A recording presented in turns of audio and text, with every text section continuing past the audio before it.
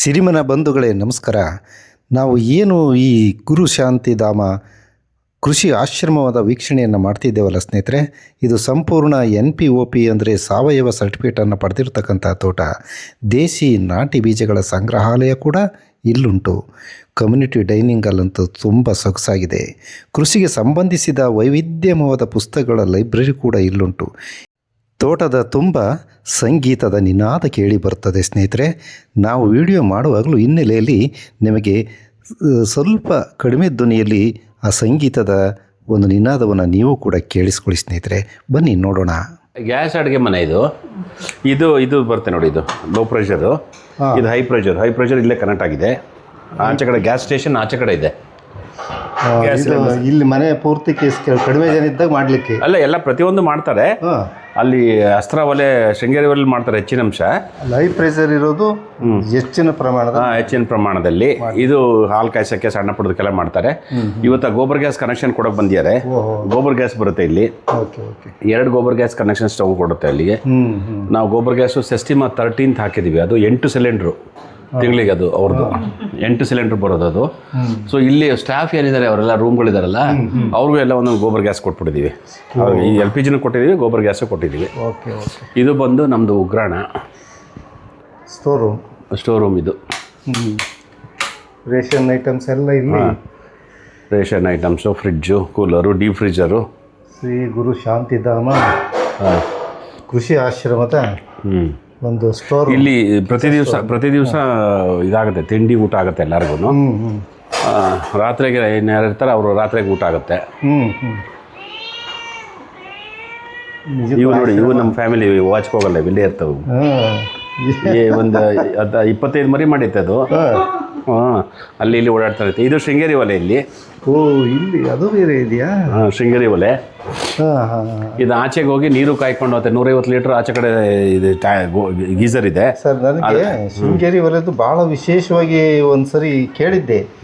ಏನಂತ ಒಂಚೂರು ಹೇಳ್ಬಿಡಿ ಸರ್, ನೀಟಾಗಿದೆ. ಅದೇ ಶೃಂಗೇರಿ ಒಲೆ ಏನಾಗುತ್ತೆ ಅಂದರೆ ಇದು ಗ್ಯಾಸ್ ಟರ್ಬೈನ್ ಥರ ಕೆಲಸ ಮಾಡುತ್ತೆ. ಅಂದರೆ ಏರ್ ಇಲ್ಲಿಂದ ಪಾಸ್ ಆದಾಗ, ನೀಟಾಗಿ ಪಾಸ್ ಆದಾಗ ಏರ್ ಪಾಸ್ ಆದಾಗ. ಈಗ 3 ಒಲೆ ಇದೆ ನೋಡಿ ಅಲ್ಲಿ. ಹೌದು, 1 2 3 ಇದೆ. 3 ಒಲೆ ಕಾಯ್ತಾ ಇರುತ್ತೆ ಇದು. 1 2 3 ಇದು ಕಾಯ್ತಾ ಇರುತ್ತೆ, ಅದು ಕಾಯ್ತಾ ಇರುತ್ತೆ. ಕಾದು ಆಚೆ ಕಡೆ ಒಂದು 150 ಲೀಟರ್ದು ಒಂದು ಇದಿದೆ, ಗೀಸರ್ ಇದೆ, ಟ್ಯಾಂಕ್ ಇದೆ. ಅಲ್ಲೂ ಕಾಯ್ಕೊಂಡು ಹೋಗುತ್ತೆ ಆಚೆಗೆ ಮೇಲಕ್ಕೆ. ಅದು ಅದನ್ನ ಅಲ್ಲಿ ತೊಳೆಯೋಕ್ಕೆ, ಅಡುಗೆಗೆ, ಸ್ನಾನಕ್ಕೆ ಎಲ್ಲ ಕೊಟ್ಟಿದ್ದೀವಿ ನೀರು. ಸೊ ಈ ಕಡೆ ಮಲ್ಟಿಪರ್ಪಸ್, ಒಳ್ಳೆ ಬಹುಪಯೋಗಿ ಇದು. ಹೌದೌದು, ಸೌದೆ ಜಾಸ್ತಿ ಇದ್ರೆ ನಮಗೆ ಅನುಕೂಲ ಮಾಡ್ಬೋದು. ಇಲ್ಲಿ ಇದು ದೋಸೆಗೆ ಚಪಾತಿಗೆ. ಇದು ಬಂದು ದೋಸೆಗೆ ಚಪಾತಿಗೆ ಪ್ಲಸ್ ಅಲ್ಲೊಂದು ಇದು ಹಪ್ಪಳ ಉರಿತೀವಿ. ಅದರಲ್ಲಿ ಮರಳು ಹಾಕ್ಬಿಟ್ಟು ಹಪ್ಪಳ ಉರಿತೀವಿ ನಾವು. ಅವತ್ತು ಮರಳು ಹಾಕಿ, ಎಣ್ಣೆ ಬಳಸೋದಿಲ್ಲ ನಾವು. ನಮಗೆ ಅವತ್ತು ಪಾಪ್ಕಾರ್ನ್ ಮಾಡಲ್ವಾ ಮರಳಲ್ಲಿ, ಬಿಸಿ ಮರಳು ಮಾಡಿಬಿಟ್ಟು ಹಂಗೆ ಅದ್ರ ಮರಳು ಜಲ್ದಿ ಇಟ್ಕೊಂಡು ಮರಳು ಇಟ್ಕೊಂಡಿದ್ದೀವಿ. ಅದನ್ನ ಬಿಸಿ ಮಾಡಿಬಿಟ್ಟು ಅದನ್ನು ಹಪ್ಪಳ ಹಾಕ್ಬಿಟ್ರೆ ಹಪ್ಪಳಗಳೆಲ್ಲ ಕೆಂಡದಲ್ಲ, ಆ ಬಿಸಿಗೆ ಅರಳ್ಬಿಡುತ್ತೆ, ಅರಳುತ್ತೆ. ಇದೆಲ್ಲ ತಮ್ಮ ಇದಪ್ಪ, ಇದು ಹಪ್ಪಳ ಇದಲ್ಲ. ಹಪ್ಪಳ ಸಾಧಾರಣ ಹಪ್ಪಳ. ನೀವು ಪಾಪ್ಕಾರ್ನು ಜೋಳ ಹಾಕಿದ್ರೆ ಪಟಪಟ ಅಂತ ಸಿಡಿಯುತ್ತಲ್ಲ ಮರಳು ಬಿಸಿನಲ್ಲಿ, ಅದೆಲ್ಲ ಮಾಡ್ತಾರಲ್ಲ ಶಿಬಿರಕ್ಕೆ ಬಂದಾಗ ಅದರಲ್ಲೇ ಮಾಡಿದ್ದು. ಅದು ಮಾಡಿದ್ವಲ್ಲ ನಾವು. ಹೌದು, ಅದಾಯ್ತಾ. ಇದು ಒಂದು 4000 ಲೀಟ್ರ್ ಟ್ಯಾಂಕ್ ಇದೆ ನೀರು ತೊಳಿಲಿಕ್ಕೆ, ಅಡುಗೆ ಪಾತ್ರೆ ತೊಳಿಲಿಕ್ಕೆ. ಇದು ಪಾತ್ರೆ ತೊಳೆಯೋ ಜಾಗ. ಇದು ಪಾತ್ರೆ ತೊಳಿಲಿಕ್ಕೆ ಅದೇ ಒಂದೇ ಉದ್ದೇಶಕ್ಕೆ ಇಷ್ಟು ದೊಡ್ಡ ಟ್ಯಾಂಕ್ ಮಾಡಿದ್ದೀರಿ. ಟ್ಯಾಂಕು ಪ್ಲಸ್ ಇದು ಪಾತ್ರೆ ತೊಳೆದು ಎಲ್ಲ ದಬ್ಬಾಕೊಳ್ಳೋಕ್ಕೆ ಇವ್ರ ಜಾಗ ಇದು. ಖಂಡಿತ ಆಶ್ರಮ ದೊಡ್ಡ ಪ್ರಮಾಣದಲ್ಲಿ ಏನು ಮಾಡ್ಬೇಕು ಎಲ್ಲ ಮಾಡಿ ಅಡ್ವಾನ್ಸಾಗಿ ಮಾಡಿಟ್ಟಿದ್ದೀರಿ. ಇದು ನೋಡಿ, ಇದೆರಡು ಅಲ್ಲಿ ಆ ಒಲೆದು, ಈ ಒಲೆದು. ಇಲ್ಲಿ ಒಳಗಡೆ 150 ಲೀಟರ್ ಸ್ಟೈನ್ಲೆಸ್ ಸ್ಟೀಲ್ದು ಟ್ಯಾಂಕ್ ಇದೆ. ಆ ಟ್ಯಾಂಕಲ್ಲಿ ಕಾದ್ಬಿಟ್ಟು ನೀರು ಅಲ್ಲಿಗೆ ಇಲ್ಲಿಗೆ ಎಲ್ಲ ಕಡೆ ಹೋಗುತ್ತೆ. ಎಲ್ಲ ಕಡೆಗೂ ಹೋಗುತ್ತೆ ನೀರು. ಕುಡಿಯೋಕೆ, ಸ್ನಾನಕ್ಕಾಗತ್ತೆ, ಪಾತ್ರೆ ತೊಳೆಯೋಕ್ಕಾಗತ್ತೆ, ಅಡುಗೆಗಾಗತ್ತೆ, ಬಿಸಿನೀರೆಲ್ಲ ಸಿಗುತ್ತೆ. ಬಿಸಿನೀರು ಯಾವ್ಯಾವ್ದಕ್ಕೆ ಬೇಕಲ್ಲ. ಇದು ಹೆಂಗಂದ್ರೆ ಹಿಂಗೆ ಬಂದು ಗೊತ್ತೆ. ಗ್ಯಾಸ್ ಟರ್ಬೈನ್ ಹೆಂಗೆ ಕೆಲಸ ಮಾಡುತ್ತೆ. ಗ್ಯಾಸು ಒಲೆ ಗಾಳಿಗೆ ಕರೆಕ್ಟಾಗಿ ನಾವು ಕೊಟ್ಟಿದ್ರೆ ಗಾಳಿಗೆ ಅದು ಏನೇನು ಬರುತ್ತೆ ಎಲ್ಲರನ್ನು ಒಲೆನ ಉರಿಸ್ಕೊಂಡು ಬರುತ್ತೆ. ಒಲೆ ಉರಿಸ್ಕೊಂಬಂದು ಹಿಂಗೆ ಹೋಗುತ್ತೆ, ಅದು ಹೊಗೆ ಹಂಗೆ ಹೋಗುತ್ತೆ. ಅದು ಹೋಗ್ಬೇಕಾದ್ರೆ ಇಲ್ಲಿ ನಮಗೆ ಬಿಸಿನೀರು ಕಾಯುತ್ತೆ. ಇಲ್ಲಿ ಕ್ಲೀನಿಂಗ್ ಎಲ್ಲ ಮಾಡ್ಕೊಬೋದು ನಾವು. ಸೊ ಇದನ್ನ ನಾವು ನರ್ಸರಿ ಥರ ಬಳಸ್ತಾ ಇದ್ದೀವಿ ಈಗ. ಈ ಜಾಗ ನಾವು ಈ ಜಾಗ ಇಲ್ಲಿ ನರ್ಸರಿ ಗಿಡ ಮಾಡ್ಕೊಳ್ಳಿಕ್ಕೆ ಶೇಡ್ ಹಾಕ್ಕೊಂಡು, ಬೇಸಿಗೆ ಇತ್ತಲ್ಲ, ಶೇಡ್ ಹಾಕ್ಕೊಂಡು ಇದನ್ನ ನಾವು ನರ್ಸರಿ ತರ ಬಳಸ್ತಾ ಇದ್ದೀವಿ. ನಿಮ್ಮ ಇದಕ್ಕೆ ತೋಟಕ್ಕೆ ಬೇಕಾಗಿರುವ ಎಲ್ಲಗಳು ಎಲ್ಲ ಗಿಡಗಳನ್ನು ಇಲ್ಲೇ ಇಲ್ಲೇ ಮಾಡ್ಕೊಂಡು, ಇವೆಲ್ಲ ತರಕಾರಿ ಗಿಡಗಳು, ಇದು ನುಗ್ಗೆ ಗಿಡಗಳು, ಅದು ಪಪ್ಪಾಯಿ, ಅದು ಗ್ಲಿಸಿಡಿಯಾ, ಅದು ಆನವಾಳ, ಇದು ಅಡಿಕೆ ಎಲ್ಲ ಇಲ್ಲೇ ನಾವು ನೆರಳಲ್ಲಿ ಇಲ್ಲೇ ನಾವು ಮಾಡಿಕೊಂಡು ಮಾಡ್ತಾ ಇದ್ದೀವಿ. ಅದಾಯ್ತಾ? ಇದು ನೋಡಿ, ಇದು 3 ಇದೆಯಲ್ಲ, ಇದು ಹತ್ತತ್ರ ಒಂದು 6,000 ಅಡಿ ನಮಗೆ ರೂಫ್ ಟಾಪ್ ಸಿಗುತ್ತೆ, ಚಾವಣಿ ಸಿಗುತ್ತೆ. ಸೂರ್ ನೀರು ಇದು ಈ ಬಿಲ್ಡಿಂಗು ಆ ಬಿಲ್ಡಿಂಗು ಎಲ್ಲ ಸೇರಿ ಒಂದು 6,000 ಸ್ಕ್ವೇರ್ ಫೀಟ್ನಷ್ಟು ನಮಗೆ ಚಾವಣಿ ಸಿಗುತ್ತೆ. ಆ ಚಾವಣಿ ನೀರೆಲ್ಲ ಇಲ್ಲಿ ತಂದು ನಾವು ಫಿಲ್ಟರ್ ಮಾಡಿ ಇದನ್ನೆಲ್ಲ ಇದು ಫಿಲ್ಟರ್ ಆಗಿ ಬರುತ್ತೆ. ಫಿಲ್ಟರ್ ಆಗಿ ಬಂದು ಇಲ್ಲಿದೆ ನೋಡಿ, ಇಲ್ಲಿ ಟ್ಯಾಂಕ್ ಅಲ್ಲಿ ಸ್ಟೋರೇಜ್ ಆಗ್ತಾ ಇದೆ. ಸಂಪಿದೆ ನೋಡಿ, ಇದೊಂದು 40,000, ಇಲ್ಲೊಂದಿದೆ ಒಂದು 20,000, ಅಲ್ಲೊಂದಿದೆ ಒಂದು 20,000, ಮತ್ತೆ ಅಲ್ಲೊಂದಿದೆ 40,000. ಇಲ್ಲ ಅದು ಬೇರೆ ನೀರದು, ಅದು ಬೇರೆ ನೀರು, ಅದು ತೋರಿಸ್ತೀನಿ ಅದೇನು ಅಂತ ನೋಡಿ. ಇಲ್ಲೊಂದಿದೆ ನಮಗೆ. ಒಟ್ಟು ಇಲ್ಲಿ 1,50,000 ಲೀಟ್ರ್ ನೀರು ಇಲ್ಲೇ ಶೇಖರಣೆ ಮಾಡ್ಕೊಂಡಿದ್ದೀವಿ ನಾವು. 1,50,000, 1.5 ಲಕ್ಷ. 1.5 ಲಕ್ಷ ಲೀಟ್ರ್ ನೀರು ಇಲ್ಲೊಂದು 40,000 ಲೀಟ್ರ್ ಇದೆ, ಅಲ್ಲೊಂದು 40,000. ಆ ಥರನೇ ಇಲ್ಲಿ 5 ಟ್ಯಾಂಕ್ ಇದೆ ಇಲ್ಲಿ ಉದ್ದಕ್ಕೆ. ಎಲ್ಲಾದ್ರೂ ನಾವು ಮಳೆ ಸೂರ್ ನೀರನ್ನೇ ಹಿಡಿತೀವಿ. ಇದು ನಮಗೆ ವರ್ಷ ಪೂರ್ತಿ ಕುಡಿದ್ರೂ ಖಾಲಿ ಆಗಲ್ಲ. ನಮಗೆ ಅಡುಗೆಗೆ ಕುಡಿಯೋಕ್ಕೆ ವರ್ಷ ಪೂರ್ತಿ ಬಳಸಿದ್ರೆ ಆಗಲ್ಲ. ಕುಡಿಯೋಕ್ಕೆ 1 ವರ್ಷಕ್ಕಾಗಿ ಉಳಿಯುತ್ತೆ. ಈಗ ತತ್ಕಾಲಕ್ಕೆ ಉಳಿಯುತ್ತೆ. ಇಲ್ಲಿ ಸೌದೆ ಒಟ್ಕೊಳ್ಳೋಕ್ಕೆಲ್ಲ ವ್ಯವಸ್ಥೆ ಮಾಡ್ಕೊಂಡಿದೀವಿ. ಅದು ಹಳೆ ಟೈರ್ಗಳು ನಮ್ಮ ಗಾಡಿಗಳು ಅದನ್ನ ತಂದು ಪೇಂಟ್ ಮಾಡಿ ಅದನ್ನ ಇದು ಮಾಡ್ತೀವಿ. ಒಂಥರಪ್ಪ ಈ ಮಕ್ಕಳಿಗೆ ಕೂರೋಕೆ ದಾರದಲ್ಲಿ ಇದು ಮಾಡಿಬಿಟ್ರೆ, ಇಲ್ಲ ದಾರದಲ್ಲಿ ಕೂತ್ಕೊಳ್ಳಿಕ್ಕೆ ಕುರ್ಚಿ ತರ ಮಾಡಿದ್ರೆ, ದಾರದ ತರ ಹೊಲಿದ್ರೆ ಅದು ತೂತ ಮಾಡಿ ಅದು ಕೆಲಸಕ್ಕೆ ಬರುತ್ತೆ. ಸೊ ಇಲ್ಲಿ ಎಲ್ಲ ತರಕಾರಿಗಳು ಹಾಕೊಂಡಿದೀವಿ. ಈಗ ನಮಗೆ ಮಳೆ ಇಲ್ಲ, ಮಳೆ ಇಲ್ಲ, ಹಾಗಾಗಿ ಯಾವುದು ಇದು ಬಟರ್ ಫ್ರೂಟ್.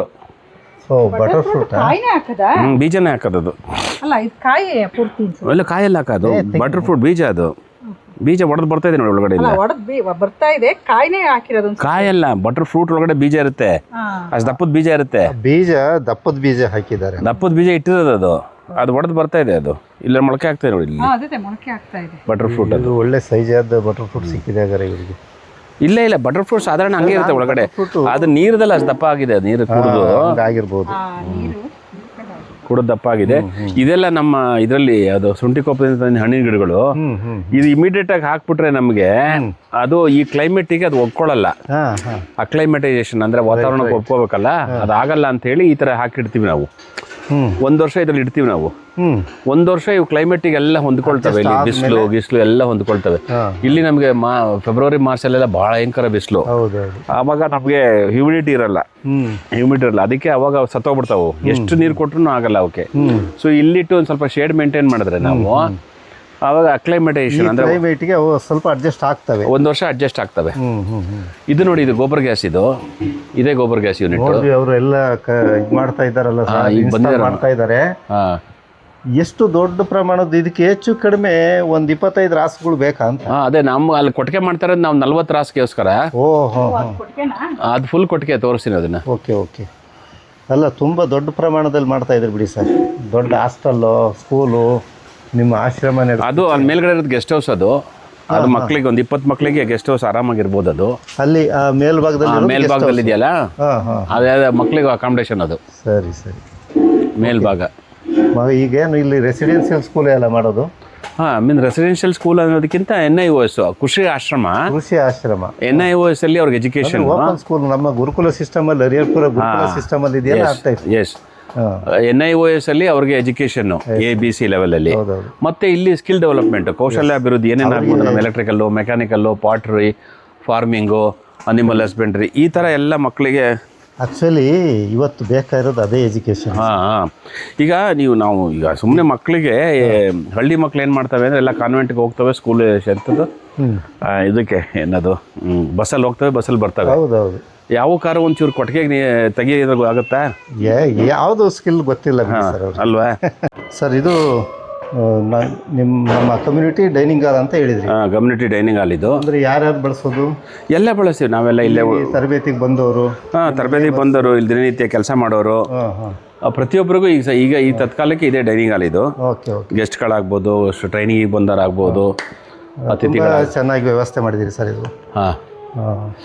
ಅಲ್ಲಿ ತೋರಿಸಿದ್ರಿ ಲೈಬ್ರರಿ ಮಾಡಿದ್ದೀವಿ. ಈಗ ಈ ತಟ್ಟೆಗಳು ಜೋಡಣೆ ಮಾಡಿರೋದು, ಟೇಬಲ್ಲು, ಚೇರು, ಆಶ್ರಮದಲ್ಲಿ ಇರಬೇಕಾದ ಅದಕ್ಕಿಂತಲೂ ಹೆಚ್ಚಿನ ವ್ಯವಸ್ಥೆ ಮಾಡಿಬಿಟ್ಟಿದ್ದೀರಿ.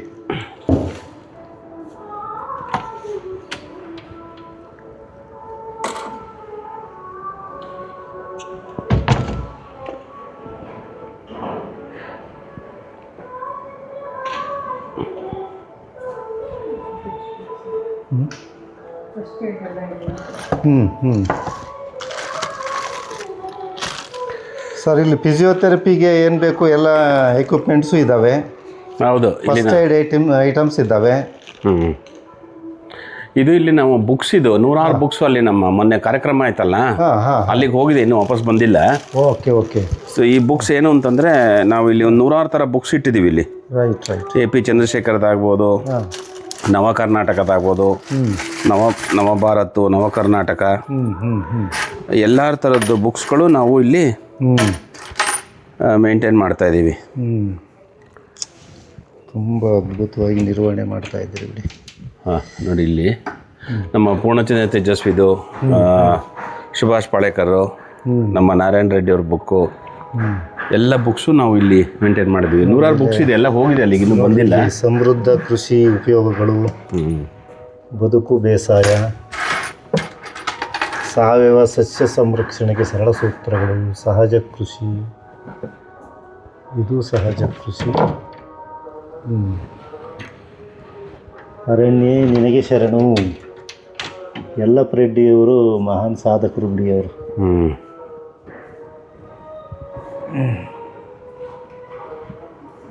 ಮಣ್ಣಿನ ಒಡಲು, ಎಷ್ಟು ಪುಸ್ತಕ ಇದಾವೆ. ಶಾಶ್ವತ ಆರ್ಥಿಕತೆ, ಜಗಾಟ.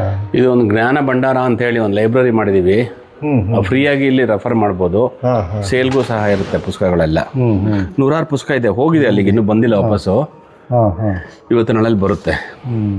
ಆಮೇಲೆ ಇದು ನೋಡಿ, ನಮ್ಮ ಆಶ್ರಮ ಪರ್ಮನೆಂಟ್ ಆಗಿ NPOP ಸರ್ಟಿಫಿಕೇಶನ್ ಆಗಿದೆ ನಮಗೆ. NPOP ಸರ್ಟಿಫಿಕೇಶನ್ ಪರ್ಮನೆಂಟ್ ಆಗಿ. ಸ್ವಲ್ಪ ಉಲ್ಟಾನ ಈ ಕಡೆ 26 ತೋರಿಸಿದ್ದೇನೆ. ತೆಂಗಿನ ವರ್ತಮಾನ, ಮಲೆನಾಡು ಗಿಡ್ಡ. ಇದು 26ರದು NPOP ಸರ್ಟಿಫಿಕೇಶನ್ನು. ನಾವು ಸರದು NPOP ಸರ್ಟಿಫಿಕೇಟ್ ಅಂದ್ರೆ ಆರ್ಗ್ಯಾನಿಕ್ ನ್ಯಾಷನಲ್. ಈಗ ಏನು ನಿಮ್ಮ 13 ಎಕರೆನಾ ಇದು? 12 ಎಕರೆ. 12 ಎಕರೆಗೂ ಕೂಡ ಈಗ organic certificate. Indian national programme for organic production standards ಅಂತ, NPOP ಸ್ಟ್ಯಾಂಡರ್ಡ್ಸು. ಸರಿ. ಇದು 6 ವರ್ಷದಿಂದ ನಾವು ಸರ್ಟಿಫಿಕೇಶನ್ ತಗೊಳ್ತಾ ಇದ್ದೀವಿ. ಪ್ರತಿ ವರ್ಷನೂ ಕೊಡ್ತಾರಾ ಸರ್ ಅದು? ಪ್ರತಿ ವರ್ಷ ರಿನ್ಯೂವಲ್ ಇರುತ್ತೆ. ಪ್ರತಿ ವರ್ಷ ರಿನ್ಯೂವಲ್ ಆಗಬೇಕು. ಇದು ಒಂದು ಸ್ಟ್ಯಾಂಡರ್ಡ್ ಮೇಂಟೈನ್ ಮಾಡಬೇಕು. ಅದು ಯಾವುದೇ ಥರಕ್ಕೂ ನಾವು ಕೆಮಿಕಲ್ ಯಾವಾಗ ಬೇಕಾದ್ರೂ ವಿಸಿಟ್ ಮಾಡಿ ಎಲ್ಲ ಚೆಕ್ ಮಾಡಿದಾಗ ಆ ಸ್ಟ್ಯಾಂಡರ್ಡ್ ಆಗಿರ್ಬೇಕು. ಕೆಮಿಕಲ್ ಯಾವುದು ಬಳಸಲ್ಲ ಇಲ್ಲಿ ನಾವು, ರಾಸಾಯನಿಕ ಯಾವುದು ಬಳಸಲ್ಲ. ಅವ್ರು ಪ್ರತಿ ವರ್ಷ ಟೆಸ್ಟ್ ಮಾಡ್ತಾರೆ, ಸಾಯಿಲ್ ಟೆಸ್ಟ್ ಮಾಡ್ತಾರೆ, ವಾಟರ್ ಟೆಸ್ಟ್ ಮಾಡ್ತಾರೆ, ಎಲ್ಲ ಬಂದು ನೋಡ್ಕೊಂಡು ಹೋಗ್ತಾರೆ ಹೆಂಗೆ ಕೆಲಸ ಮಾಡ್ತಿದ್ದಾರೆ ಅಂತ. ಕೀಗಳು ಯಾವ್ದು ಸರ್ ಇದು? ಇವೆಲ್ಲ ಇದ್ರದೆ ಇಲ್ಲಿ ಒಂದೊಂದು ಕಪಾಟಿಗೆ ಒಂದೊಂದು ಇಲ್ಲಿ ಕೀ ನಂಬರ್ ಹಾಕಿದೀವಲ್ಲ, ನಂಬರ್ ನೋಡ್ಕೊಂಡು ಅದನ್ನ ಹಾಕ್ತೀವಿ, ಅದನ್ನ ಓಪನ್ ಮಾಡ್ತೀವಿ. ಇಲ್ಲಿ ಏನು ಉದ್ದೇಶ ಏನು ಅಂತಂದ್ರೆ, ಇಲ್ಲಿ ನಾವೇ ಮುಂದಕ್ಕೆ ಒಂದು ಸಣ್ಣ ಕುಟೀರ ಉದ್ಯೋಗ, ಗೃಹ ಉದ್ಯೋಗ, ಕುಟೀರ ಉದ್ಯೋಗ ಮಾಡಿ ಹಪ್ಪಳ, ಸಂಡಿಗೆ ಆ ಥರ ಎಲ್ಲ ಮಾಡಬೇಕು. ನಮ್ಮ ಇಲ್ಲಿ ಹೆಣ್ಮಕ್ಳು ಉಪ್ಪಿನಕಾಯಿ, ಹಪ್ಪಳ, ಸಂಡಿಗೆ ಮಾಡೋರು ಇರ್ತಾರಲ್ಲ, ಆ ಥರ ಮಾಡಬೇಕು. ಮತ್ತು ನಮ್ಮ ಡಿಸ್ಪ್ಲೇ ಆಗುತ್ತೆ ಮೆಟೀರಿಯಲ್ಸ್ ಎಲ್ಲ, ಪುಸ್ತಕಗಳು, ನಮ್ಮ ಪ್ರಾಡಕ್ಟ್ಸು, ಯಾವುದು ನುಗ್ಗೆ ಸೊಪ್ಪು ಆಗ್ಬೋದು, ಬೇವಿನ ಸೊಪ್ಪು ಆಗ್ಬೋದು, ದಾಸವಾಳ ಸೊಪ್ಪು ಆಗ್ಬೋದು, ಎಲ್ಲ ಡ್ರೈ ಮಾಡಿ ಎಲ್ಲ ಫುಲ್ ನಾವು ಔಟ್ಲೆಟ್ ಥರ ಮಾಡೋಕ್ಕೆ. ಇಲ್ಲಿ ಹುಡುಗರಿಗೆ ಯಾರು ಇದ್ದಾಗ ಒಂದು ಉದ್ಯೋಗ ಸೃಷ್ಟಿ ಆಗಬೇಕಲ್ಲ, ಸೊ ಅದಕ್ಕೋಸ್ಕರ ಇದೆಲ್ಲ ಒಂದು ಇಂಟೀರಿಯರ್ಸ್ ಎಲ್ಲ ಮಾಡಿಸಿದೆ ಇದನ್ನು. ಒಳ್ಳೆಯದು. ಆಮೇಲೆ ಅಲ್ಲೊಂದು TV ಯೂನಿಟ್ ಬರುತ್ತೆ, ಇಲ್ಲೊಂದು ಸ್ವಲ್ಪ ಪೂಜೆಗಳಿಗೆ ಫೋಟೋಗಳು ಬರ್ತಾವೆ. ಇನ್ನೂ ಆಗಿಲ್ಲ, ಕೆಲಸ ಆಗಿಲ್ಲ, ಇನ್ನೂ ಕೆಲಸ ನಡೀತಾ ಇದೆ, ಆಗ್ತಾ ಇದೆ. ಒಟ್ಟಿಗೆ ಅದ್ಭುತವಾದ ಕೃಷಿ ಆಶ್ರಮ ಆಗ್ತಾ ಇದೆ. ಇಲ್ಲೆಲ್ಲ ನಮ್ಮ ಪ್ರಾಡಕ್ಟ್ಸ್ ಡಿಸ್ಪ್ಲೇಗೆ, ಇದೆಲ್ಲ ನಮ್ಮ ಪ್ರಾಡಕ್ಟ್ ಡಿಸ್ಪ್ಲೇಗೆ ಇದು. ಓಕೆ. ಈ ಥರ ನಮ್ಮ ನಾಗಭೂಷಣ್ ಸರ್ ಅವರು ಭಾಳ ಹೋರಾಟ ಮಾಡ್ತಾ ಇದ್ದಾರೆ ಕೃಷಿ ಆಶ್ರಮಗಳ. ಇಲ್ಲಿ ನೋಡಿ ನಮ್ಮ ಬೀಜಗಳಿಟ್ಟು ಶೇಖರಣೆ ಮಾಡ್ಕೊಂಡಿದ್ದೀವಿ. ನಮ್ಗೆ ಎಷ್ಟು ಬೇಕು ಅಷ್ಟು ಬೀಜಗಳು ಶೇಖರಣೆ ಮಾಡ್ಕೊಂಡಿದ್ದೀವಿ. ಇದೊಂದು TV ಯೂನಿಟು ಇಲ್ಲಿ ಬಂದಾಗ. ಇದೆಲ್ಲ ನಮ್ಮ ಬೀಜಗಳು ನಮಗೋಸ್ಕರ. ಎಲ್ಲ ನಮ್ಮ ನಾಟಿ ಬೀಜಗಳು. ನಾಟಿ ಬೀಜಗಳು ಗ್ಲಿರ್ಸಿಡಿ ಆಗ್ಬೋದು, ಸೋಪ್ ನಟ್ಟು, ನಮ್ಮ ಸೋಪ್ ನಟ್ಸ್ ಇದೆ, ಸೋಪ್ ನಟ್ಟು, ಗ್ಲಿರ್ಸಿಡಿಯ, ಸೆಡೆ, ಆಮೇಲೆ ಎಲ್ಲೆಲ್ಲಿ ಬೀಜಗಳೆಲ್ಲ ಸಿಗುತ್ತೆ ಎಲ್ಲ ತಂದು, ವೆಲ್ವೆಟ್ ಬೀನ್ಸು, ತುಬ್ದಿರೆಕಾಯಿ ಎಲ್ಲ ಥರ ಬೀಜಗಳು ನಾವು ಇಲ್ಲಿ ಶೇಖರಣೆ ಮಾಡಿ ಇಟ್ಕೊಂಡಿದ್ದೀವಿ. ನಮಗೆ ಎಲ್ಲ ನಿಮ್ಮ ಆಸಕ್ತಿ ಮೆಚ್ಚಬೇಕು ಸರ್. ಎಲ್ಲ ಆರಾಮಾಗಿ ಅಲ್ಲಿ ರಾಜಧಾನಿಯಲ್ಲಿ ಮಕ್ಕಳು ಹೆಂಡತಿ ಜೊತೆಯಲ್ಲಿ ಆರಾಮಾಗಿ ಕಾಲ ಕಳೆಯುವಂಥ ಏಜಲ್ಲಿ ನೀವು ಬಂದು ಒಳ್ಳೆಯದೊಂದು ಜನಸೇವೆ, ಲೋಕ ಕಲ್ಯಾಣದ ಕೆಲಸ ಮಾಡ್ತಿದ್ದೀರಲ್ಲ, ಎಂಜಾಯಿಂಗ್ ಅಷ್ಟೇ. ವೀಕ್ಷಕರೇ ನೋಡಿ, ಎಷ್ಟು ಸುಂದರವಾದ ಡೈನಿಂಗ್ ಹಾಲು. ಇಲ್ಲಿ ಎಲ್ಲ ಈ ತೋಟದಲ್ಲಿ ಕೆಲಸ ಮಾಡುವಂಥ ಕೆಲಸಗಾರರು ಇಲ್ಲೇ ಊಟ ಮಾಡ್ತಾರೆ, ಇದ್ರ ಮಾಲೀಕರು ಕೂಡ ಇಲ್ಲೇ ಊಟ ಮಾಡ್ತಾರೆ.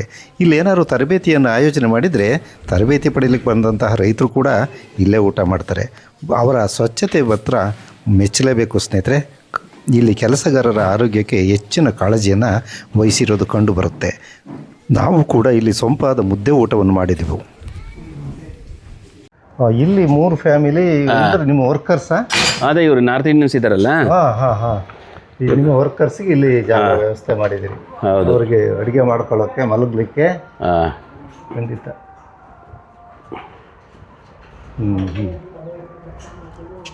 ನಿಮ್ಮದು ಎಷ್ಟು ನೋಡಿರೂ ಕಡಿಮೆನೇ ಬಿಡ್ರಿ. ಇದು ಅವ್ರಿಗೆ ಅಡುಗೆ ಮನೆ ಇದು. ಆ 3 ಫ್ಯಾಮಿಲಿಯವ್ರು ಒಂದು ಕಡೆಗೆ ಮಾಡ್ತಾರಲ್ಲ? ಇಲ್ಲೇ ಬೇರೆ ಬೇರೆ ಮಾಡ್ತಾರೆ ಅಡುಗೆ. ಹಾಂ ಹಾಂ. ಒಂದು ಫ್ಯಾಮಿಲಿ ಇಲ್ಲಿ ಮಾಡ್ತಾರೆ, ಒಂದು ಫ್ಯಾಮಿಲಿ ಅಲ್ಲಿ ಮಾಡ್ತಾರೆ. ಹಾಂ ಹಾಂ ಹಾಂ.